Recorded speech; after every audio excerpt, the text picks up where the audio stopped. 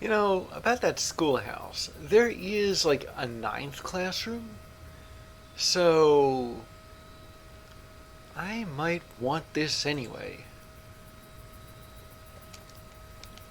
Kind of curious what's at the end of that ninth classroom.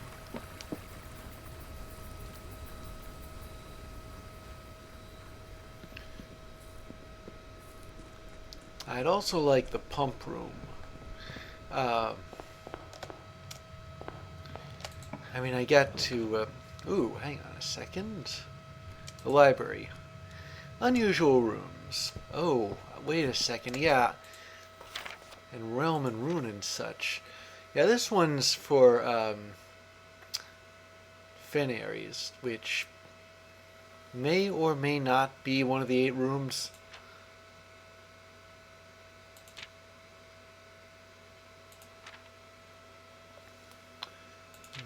Let me see. Are there any examples?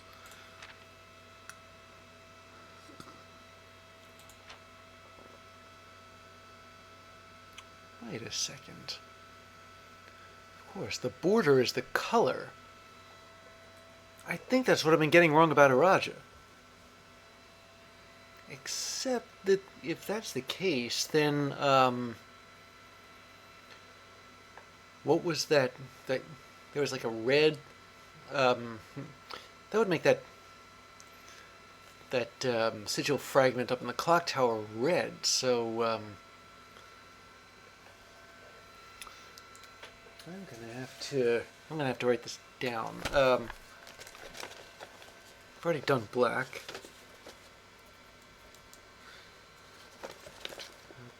Okay. That square wave one is pink.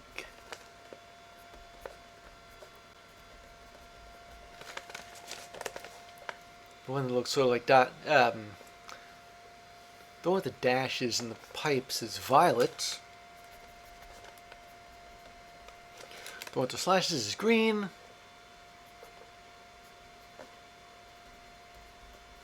Triangles means orange. Circles that don't change in size is white.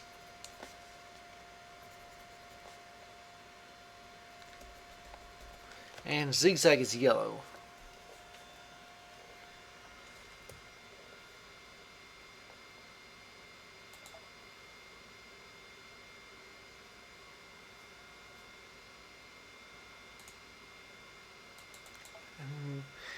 Okay, I was hoping I get a few examples in there, but I guess I have enough information. Okay.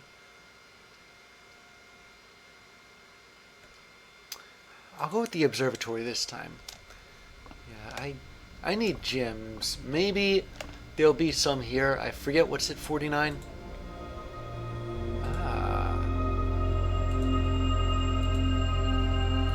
There's a lot of stuff here.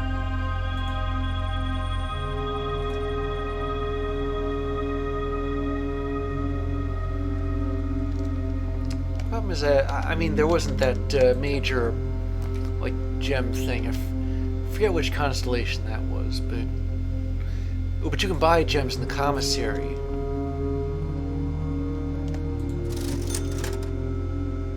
I'll buy the set. That sledgehammer, because I've got a couple of chests in the entrance hall now. I'll prioritize here, though. Buy out all the gems. Okay. Yeah, see, if I'd bought the running shoes, I wouldn't have been able to buy any of all the gems, just some of them.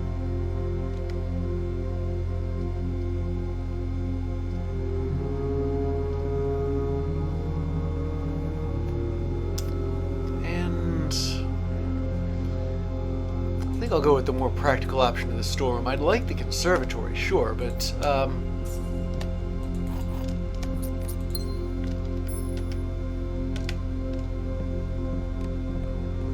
but I can always save adjusting the rarity for a later time.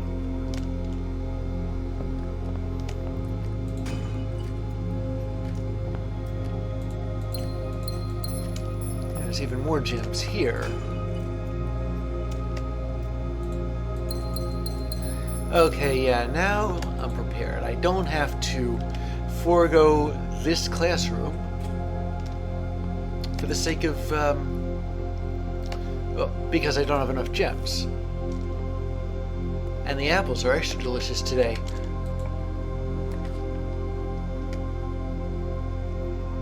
Oh, and the den gives me some good access to other access to other directions, so I'll draft that. The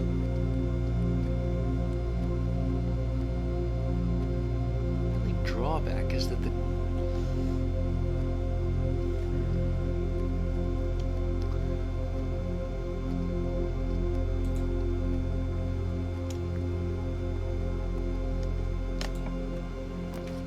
ooh, the dormitory. I haven't drafted that yet, so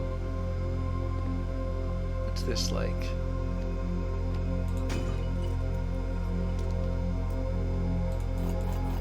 Yeah, I need more keys. There's a chest set here.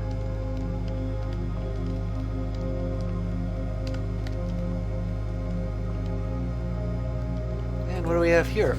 Oh, this is volume 2 of the drafting strategy guide. I've been missing this for a long time.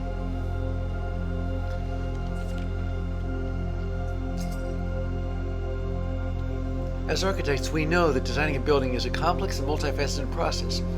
From the layout to the details, every decision we make can have a significant impact on the final result. Perhaps that's why we're always looking for ways to improve our craft and refine our ideas. In this edition of Drafting Strategy, we're excited to introduce a useful concept that can take your designs to the next level: room subtypes. While we've previously explored the use of colored floor plans to categorize the basic kinds of rooms, in this issue we will be examining architectural symbols that can be used to further classify and differentiate the types of rooms in your house. These symbols provide the draftsman with a visual way to indicate the purpose and function of a room, whether it's a designated workspace, a utility control room, or a conundrum. These subtype symbols can communicate the intended use of a room at a quick glance. By including these symbols on their floor plans, architects can make it easier for contractors and builders to understand their vision and bring it to life. But the benefits of floor plan categorization go beyond just clarity. By understanding and identifying subtypes, architects can craft strategies that can surpass the surface-level simplistic approaches commonly used by inexperienced drafters. Drafting rooms are floor plans that affect the draft pool or the drafting process. As such, they are spaces that are often designed for activities related to academic pursuits and research. Some of the common features include floor plan redrawing, draft pool manipulation, and rarity adjustments. As students of the art of drafting, aspiring architects can greatly benefit from the knowledge, experience, and learning opportunities that these rooms offer. Like the classroom, academia isn't only found in the mountains of Korarica. Maybe I ought to make a note of that. Classroom is a great example of scholastic strategies that this room type has to offer. Not only does it provide synergy for other drafting rooms, but it's also a valuable source of information and knowledge. Did you know the classrooms you'll find will fall under one of 8 different grades, ranging from first grade to the culmination of your academic journey, 8th grade. However, there are rumors of an additional annex classroom at Mount Holly Elementary, used solely for exams and student testing, but finding it has been near impossible as it requires drafting more than 8 classrooms. But I can do that now. Far from the pristine white pages of academia, the mechanical world is a rugged industrial space marked by the symbol of the gear and stained with the grime of heavy machinery. These floor plans prioritize function over aesthetics, and the design of each mechanical room reflects the focus on efficiency. These rooms serve as the command centers for estate operations, housing the control systems that keep everything running smoothly. Ducks, and stupid puns. The boiler room is known as a power source because it provides steam to various rooms in the house. Steam is conveyed room to room via ducts that run across the ceiling and quack, and powers can be transported across great distances as long as you continue to string together rooms that contain power ducts, like the mallard, for example. So when you're in a room, look up. There might be a duck. Did you know drafting from a door that is steam-powered will increase the likelihood of drawing rooms with ducts? Some rooms offer long-term benefits rather than immediate resources. These floor plans, known as tomorrow rooms, are considered an investment for the future, and they offer the forward-thinking architect a number of strategies that will pay dividends down the road. Strategic planning is critical to drafting success, and knowing when to forsake the current day's progress to set yourself up for a prosperous future is a critical decision that each architect will encounter. Nothing better exemplifies setting yourself up for tomorrow at the expense of today than the freezer. But drafters who may not want to totally abandon their current day's progress will be pleased to know there are a few clever ways to manipulate frozen assets. Entering the furnace or sauna after drafting freezer will thaw any frozen gems or gold you are carrying, and you will once again be able to use them. However, if you still wish your accounts to carry over to the next day, you will have to refreeze your assets again by re-entering freezer. I didn't know that. Warning: if furnace is drafted within a few ranks of freezer, then the temperature will start rising and everything will melt, including your assets. If the temperature gets too high, refreezing will no longer be possible. I did notice some gems and such in there, in the freezer, so maybe I'll draft the freezer and then... But I have to guarantee myself the furnace. Any architect who loves a challenge inevitably ends up drafting a few puzzle rooms in their house. These floor plans, marked only with a single enigmatic jigsaw piece, lack accompanying text and explanations as if to suggest that even understanding the room's function is part of the puzzle. Some puzzle rooms, like parlor and billiard room, become increasingly difficult as you solve them, evolving over time as you progress. The final type of room we will cover in this issue is the spread room. These floor plans enable the architect to spread out items among many rooms. When items are spread, they are only placed in currently active rooms in the house. The number of items that are spread is determined by the number of rooms on your estate. Waiting until your house is bigger will provide larger spreads. Strategies that employ spread rooms are often centered around travel and backtracking. I want to use this segment to thank all our readers for the wonderful mail and feedback we received after we sent out our very first issue of Drafting Strategy. It is incredibly rewarding to create something that is appreciated. It is even more rewarding to know that somewhere out there a young architect is reading our magazine and getting inspired to build something of his own that may one day in turn inspire others. When I was a child, I vividly remember the experience of reading memoirs of the court grand architect, Luza T. Rayland. To say it changed me is an understatement. It had a profound effect on the way I view the world and the spaces within it. We each draft our own dreams as a child, faint sketches on blurry blueprints, illegible to all, especially ourselves. And our purpose? Why, it is found hidden in the floor plans of our youth. So other than that, what else is there in this room? It just looks like, I went to Cork. Yeah, that is clear across the ocean. Heck of a trip. Then again, so is Oxford from the United States. And so is MIT for Britain. Not to mention Drexel from India.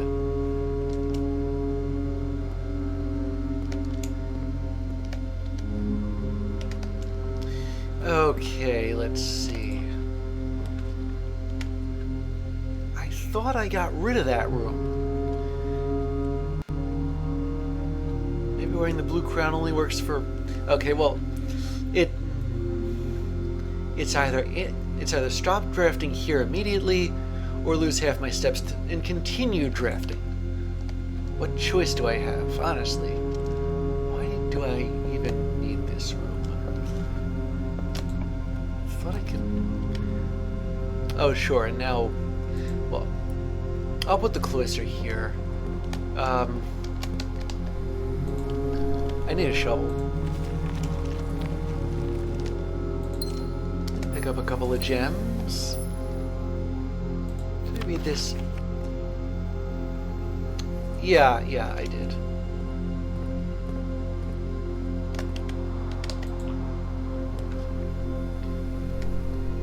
Put the workshop in.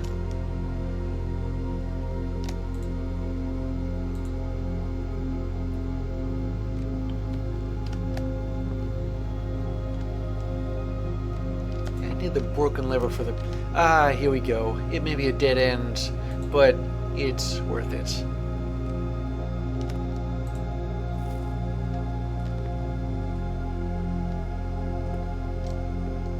Oh, and look at this.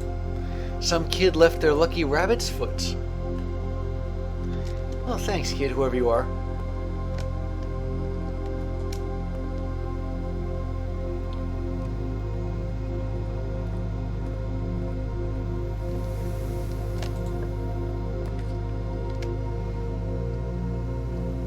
Better another classroom than a hallway that'll be underutilized. Ooh, speaking of hallways, I'll take that. Wait a second, what'd that say? What else did that say? Hallways drafted from adjoining hallway do not cost gems to draft.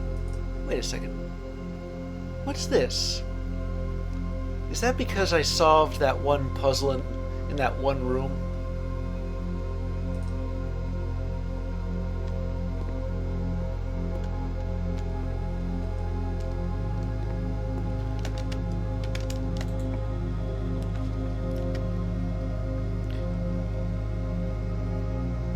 Well, I'll put the passageway here.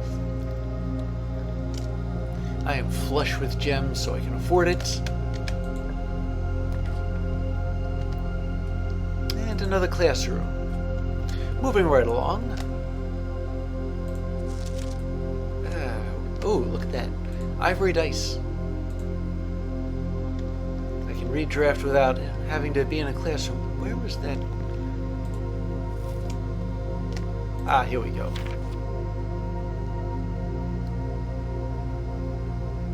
See, here's the funny part. There's supposed to be 8 realms. I only count 7, unless you count fan areas in place of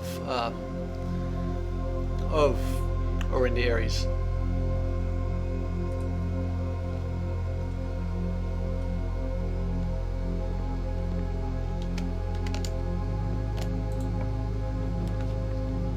Alright, well, I've saved up all my redraws.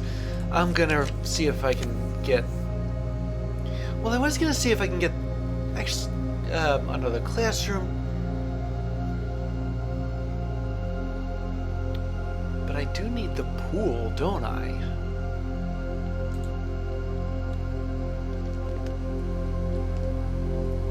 Anything in here? Doesn't look like it. Oh well.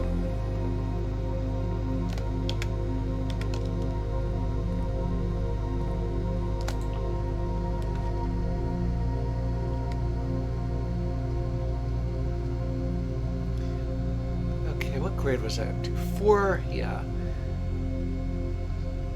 So I can afford the rotunda.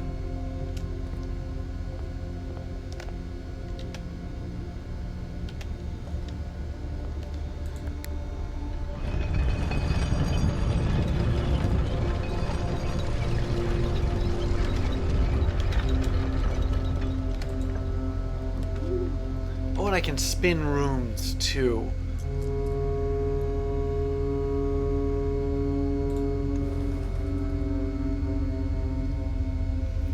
That'll put the classroom right here.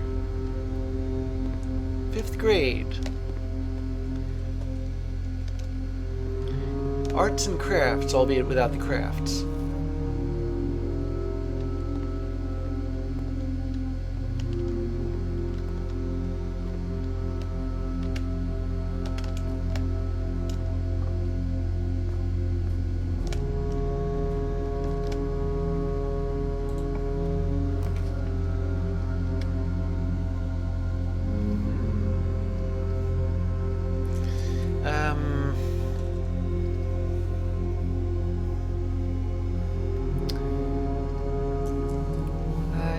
Waste a redraw on this. I already have the achievement for filling up all the rooms, all the spaces. So why don't I draft the parlor? But I won't go in just yet.